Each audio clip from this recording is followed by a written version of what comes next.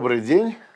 Сегодня мы с вами будем говорить об еще одной уникальной, безусловно уникальной рукописи, об автографе великого Маймонида. Маймонид, Раби Моше бен Маймон, Рамбам, Ханешер Хагадоль, великий орел, человек, о котором говорили, что от Моше до Моше не было такого, как Моше, то есть от Моисея библейского до нашего Моисея Маймонида, людей такого уровня в нашей истории, в нашей цивилизации не появлялось. Я бы добавил, что, может быть, и дальше не появлялось. Вот, сегодня мы будем рассматривать его комментарий к Мишне. Но прежде всего давайте все-таки несколько слов о самом памятнике. Мишна – это второй по значимости памятник еврейской культуры после Библии. Это свод всех религиозных и бытовых законов, который также передавался из устно или переписывался втихаря, не знаю как, но был сведен воедино примерно в то же время, кстати, когда и сводили последнюю редакцию библейского канона, то есть в самом начале III века. И занимался этим Иуда ха-Наси, собственно говоря, не знаю, как сказать, не так далеко, по нашим питерским меркам, не так далеко от нашей студии в Иерусалиме. Происходило это в местечке Ципория, это 150 километров отсюда. На машине 1:30 езды. Вот там он в самом начале III века создал редакцию этого огромного кодекса. Он разбил весь материал на 6 больших разделов. Я, с вашего позволения, просто прочту их названия. Вникать мы в это не будем. Зраим – это посевы, Моэд – это праздничные даты, Нашим – это женщины, Незиким – это ущербы, Кодашим – это жертвы, жертвоприношения, и Тогорот – ритуальная чистота. Всего 63 трактата в объеме вот этого памятника. Для меня очень важно отметить еще, что это последнее большое сочинение, такое вот освященное традицией, которое было написано на чистом иврите. Этот иврит так и называется, мишнаитский иврит. Очень красивый и хороший язык. Вот. Теперь о Маймониде. Маймонид родился в Кордове в 1138 году в очень привилегированной семье, глубоко проникнутых в культуру людей. Его отец был главным судьей, даяном. Маймонид с детства получил прекрасное образование. Однако у него, как и у многих других людей этого времени и этого региона, счастливая жизнь довольно быстро кончилась. С нашествием династии Альмахадов все они попытались спастись бегством, спаслись и скитались. И вот семья Маймонида в течение достаточно большого времени скиталась. Сначала в Испании, может быть, в Провансе, потом они оказались в Фесе, потом они посетили Святую Землю и, наконец, осели в Египте, в Фустате, и там уже прошла вот до конца жизнь Маймонида. Вот скитания, безусловно, очень тяжелые испытания. Там люди спорят, приходилось им принимать для вида ислам, не приходилось им принимать для вида ислам в Марокко. Но не в этом даже дело. Дело в том, что это была как бы неустроенная жизнь беженцев на колесах. И вот в этот период молодой ученый, молодой Маймонид начинает писать свой комментарий, свое самое первое большое сочинение. Это комментарий ко всей Мишне. Он пишет его буквально на коленке, то есть переезжая из места в место. Выбирает он для этого комментария иудео-арабский язык. То есть сама Мишна написана на иврите, хорошем иврите. А он пишет свой комментарий на языке, который будет понятен всем.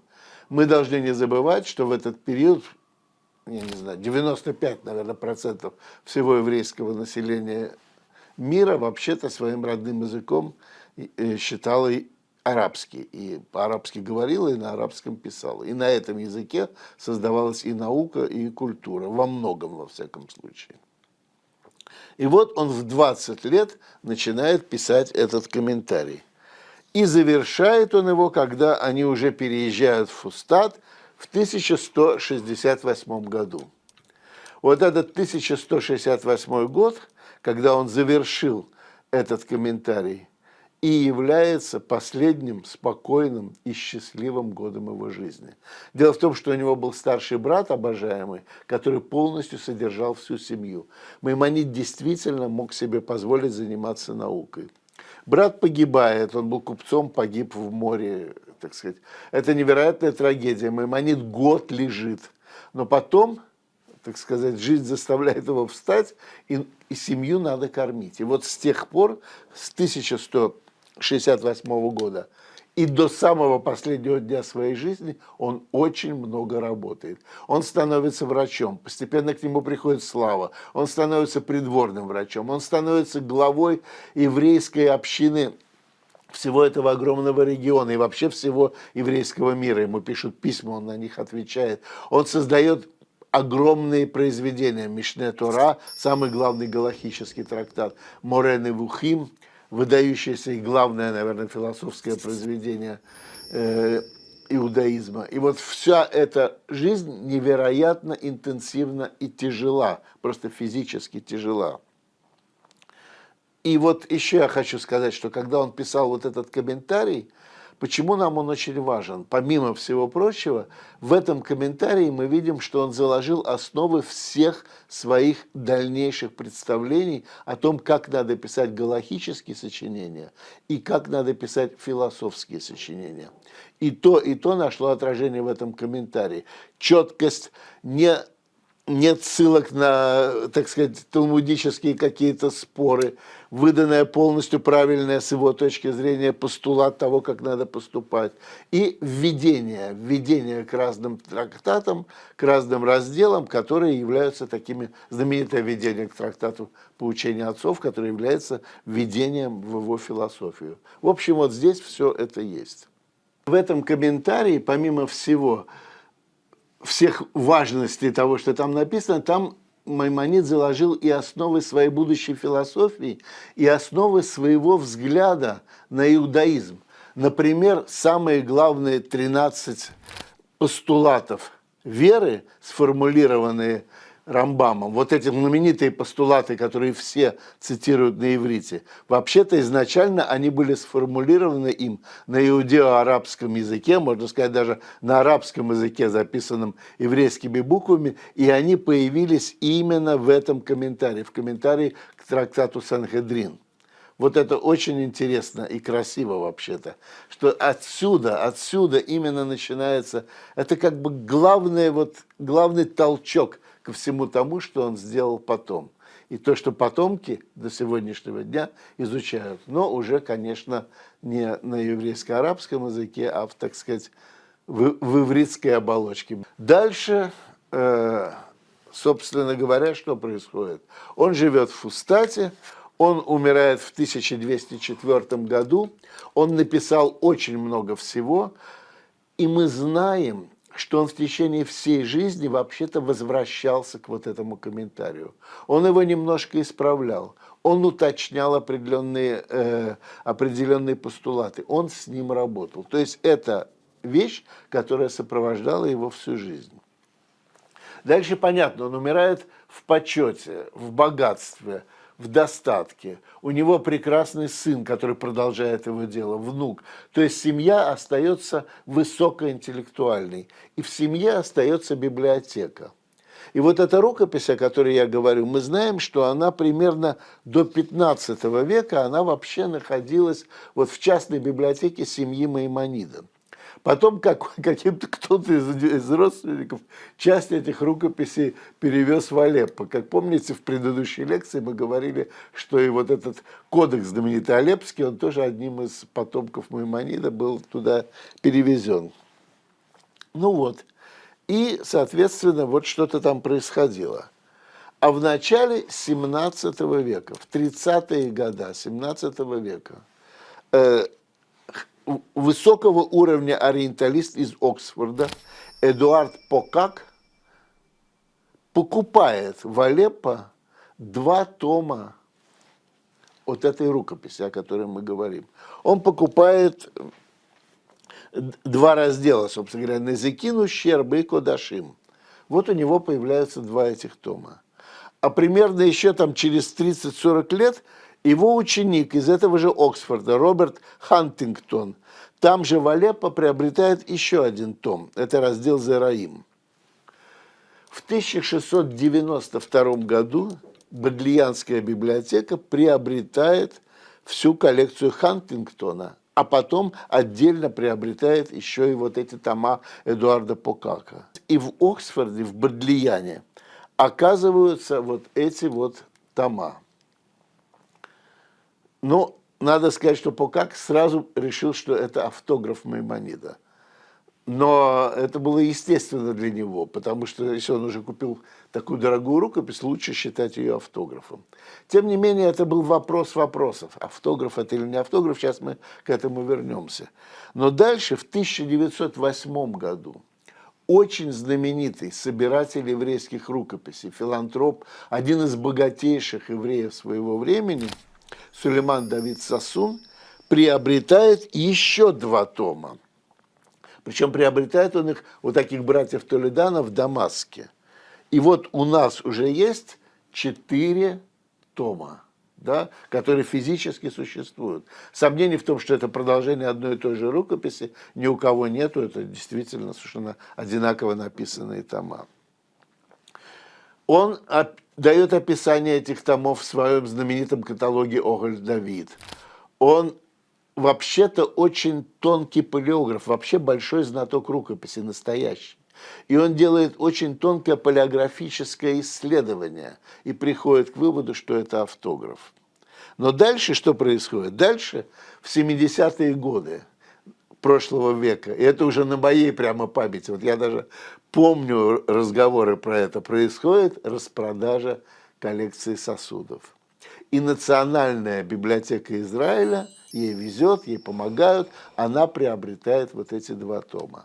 И сегодня у нас есть такое значит, разделение. 2 тома находятся в Бодлияне, 2 тома находятся здесь, в Национальной библиотеке в Израиле, есть факсимильные издания, есть всякие исследования. Теперь, главный вопрос, который всех волнует. Что мы имеем? Это автограф, то есть это рукопись, которая написана рукой самого Маймона, или это копия, которая, безусловно, была у Маймона, которую он, безусловно, мог редактировать и которую он мог как бы корректировать, но переписанная для него профессиональным писцом. Большая разница, согласитесь.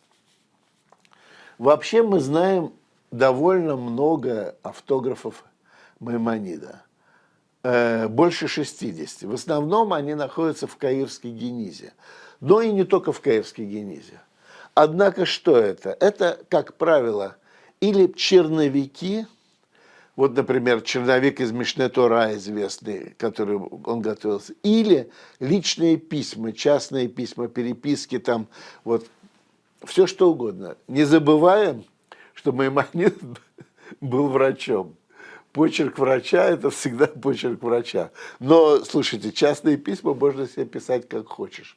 А тут перед нами рукопись, переписанная совсем не курсивным письмом. Это настоящее каллиграфическое письмо. Вот так, как бы мы его сегодня по-научному определяем как Кдам Бейнони, письмо, которое предшествовало вот этому среднему почерку, переходному между квадратным и курсивным. Маймонид прожил длинную жизнь. Да? Почерк, безусловно, менялся у него. Мы можем говорить о том, что есть 3 периода, по которым его почерк вот менялся. Первый период – это, конечно, молодой, он именно и является периодом, когда был переписан вот этот самый комментарий. Второй – это почерк среднего возраста, этим почерком были… Это почерк периода, когда он писал вот Мишне Тора, и когда он писал Море Невухим, то есть путеводитель заблудших. И третий период – это уже пожилой совсем, когда в основном из которого сохранились письма и какие-то другие работы. Теперь, что для нас важно? Если бы это были автографы рукописных вот таких писем, мы бы довольно легко определили, как я уже сказал, он это написал или нет.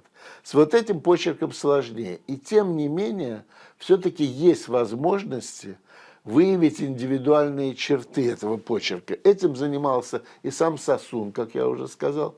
И как бы последнюю точку в этом исследовании подвела моя коллега доктор Эдна Энгель, с которой мы работаем вместе в еврейском палеографическом проекте. Я больше кадиколог, она больше палеограф. Но она опубликовала такую очень фундированную статью про исследование почерка Маймонида и доказала, что это, конечно, автограф. И слава богу, и это прекрасно, что это автограф, и он у нас есть, и он сохранился весь, вот кроме, хотел, я этого не сказал, кроме последнего раздела Тогород. Вот, может быть, в конце этого раздела была и его подпись, где он вообще подписал, что это его личная переписка. Но, к сожалению, вот этого раздела у нас нет, и подписи его нет. Есть только вот образец почерка, который не меняется на протяжении всей рукописи. Давайте теперь вообще на нее внимательно посмотрим. Значит, вот у нас это раздел Нашим, женщины, первый трактат Евамот, то есть трактат о ливератном браке. Если мы посмотрим на самый верх, то мы увидим, что, конечно, само название трактата написано квадратными буквами. Вот Масехет Евамот. Интересно, что над ней есть эвлогия, благословение, с которого, как правило, и должен начинаться текст. Благословение Бешем Адонай Эль-Олам, во имя Господа, Бога мира. А дальше другим почерком и другими чернилами приписано Эзри Меим Адонай и аббревиатура Осе Шамаем Ваарец. Это более поздняя приписка, но она тоже очень характерна именно для вступления рукописного. Да? Это значит, сила моя или помощь моя от Господа, сотворившего небо и землю. Это 121-й псалом, по-моему, 2 стих, неважно. Как расположен материал? Он переписывает сначала на иврите полностью сам постулат, который он будет обсуждать. Вот это Масехет Евамот, знаменитая, она начинается вот словами Хамиша, Хамеш Исрей Нашим, Потрот Царатеген. Да? Вот 15 видов женщин, которые там освобождаются от определенного обряда. И сначала идет текст на иврите. Вот интересно, даже есть слово на иврите, которое вы видите, да? Айлодиот. Это женщины, которые не способны к деторождению. Довольно редкое слово, поэтому, смотрите, он его огласовывает. Вот единственное в тексте слово, которое он огласовал, чтобы оно было понятно читателю. А дальше уже он, когда к нему возвращается, то без гласных. Так вот, идет вот этот текст до 2 точек. Вот 2 точки, они показывают, что кончился текст самой Мишны, и начинается его комментарий на иудео-арабском языке. И этот комментарий длится до конца, и вот на 2 страничке, там, по-моему, 5-я строка снизу, можно увидеть, что начинается 2-я Мишна. Вот слово «кейцат» справа, «кейцат потрот». Вот начинается следующая Мишна, которую он опять будет разбирать. Просто этот памятник называется Мишна, и каждый из этих постулатов отдельных тоже называется этим же словом. Вот у нас первый разворот. Как вы заметили, я забыл про это сказать, важно это, что рукопись это не на пергамене, а это рукопись на бумаге. То есть это перед нами вариант восточной бумаги. Вот следующий лист, очень интересный. Вот этот лист как раз нам показывает как бы внутреннюю лабораторию ученого. Он, как я сказал, он все время возвращался к уточнениям. Вот здесь очень хорошо видно, что он зачеркнул часть текста, причем какой-то скобочкой такой вот отчерчено начало того текста, который он хочет изменить. Он зачеркивает этот текст здесь и пишет на полях другой вариант. Вот здесь очень хорошо видно, как это все происходит. И вы видите, что комментарии на полях, если в другом месте, еще в одном месте, их тоже надо особо исследовать, потому что мы, в общем-то, Не всегда, то есть понятно, что это не все комментарии или поправки сделаны им, а специалисты, которые работали с этой рукописью, они выделяют и почерк его сына, и почерк его внука, которые тоже там делали разные пометы. Вот это очень интересный разворот. Здесь как раз хорошо видно, что эти два листа написаны разными почерками и разными чернилами. Вот справа это, безусловно, продолжение текста рукописи самого Рамбама, Маймонида, а дальше, видимо, был утраченный лист. И вот он вписан почерком его сына. Это почерк его сына, который также определяется, и сбоку там еще вот какой-то даже есть комментарий.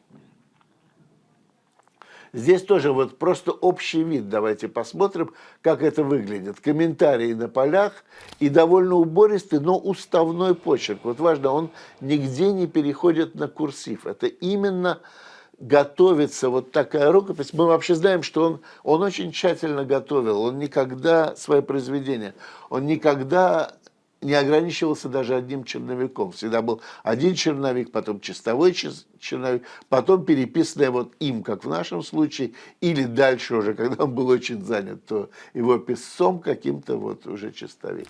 Вот здесь просто меня привлекло очень внимание, красивый прием. Обратите внимание на последней строчке перед началом нового раздела, перек рви, который написан квадратными буквами. Здесь очень красиво он удлинил букву «гей» в словосочетании «лотаасе», то есть из заповеди, которую не надо исполнять. Но это прием вообще профессионального писца.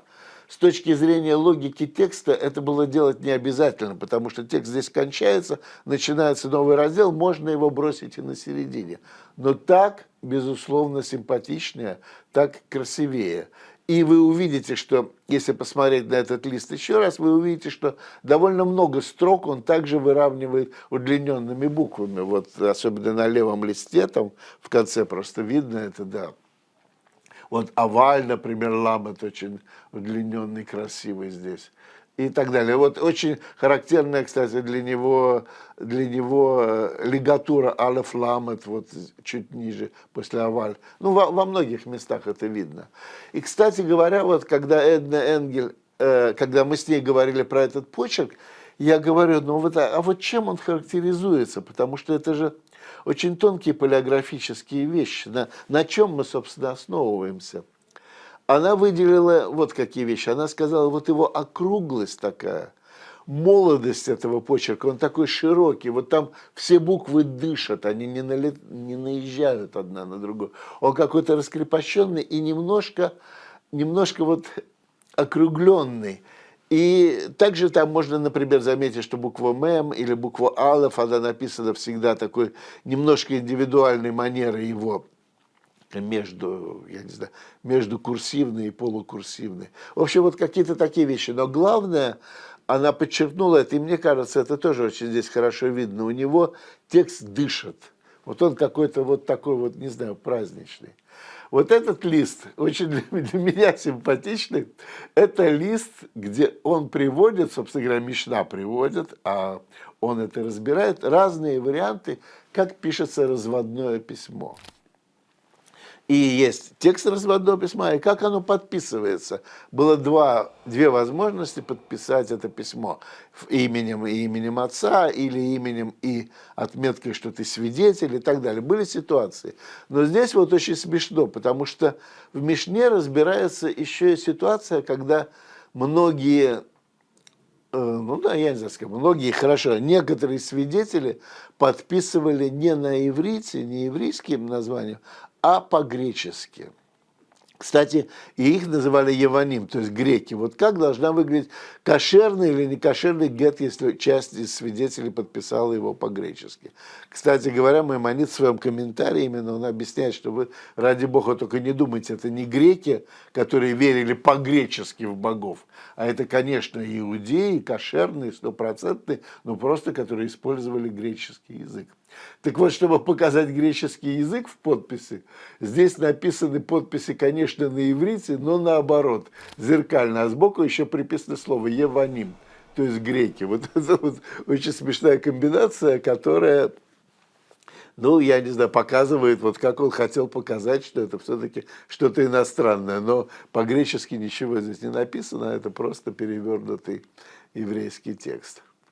Вот такая вот рукопись, очень симпатичная.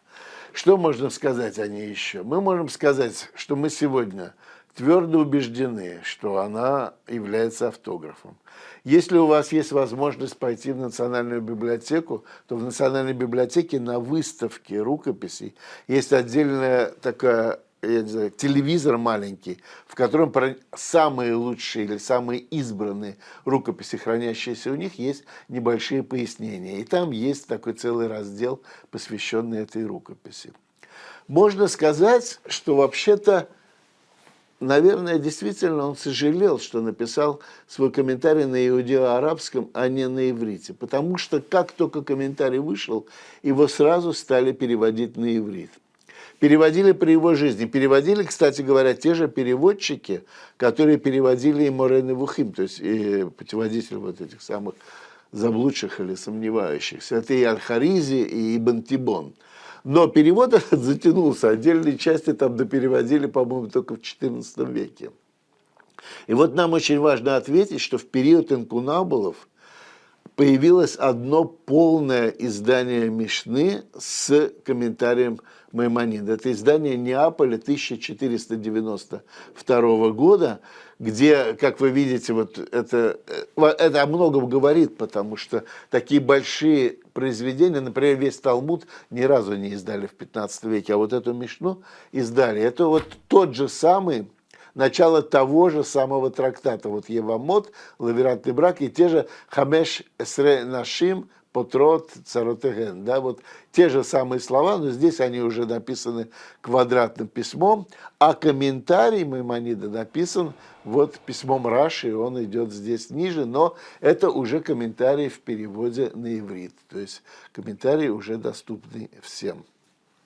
Так что такой вот вам рассказ о совершенно уникальной рукописи-автографе, который разделен между двумя большими библиотеками, но и там как бы вот гордятся тем, что хранят эту рукопись. Главное, что у нас она есть в Национальной библиотеке в Израиле. Это действительно выдающаяся рукопись, настоящая жемчужина.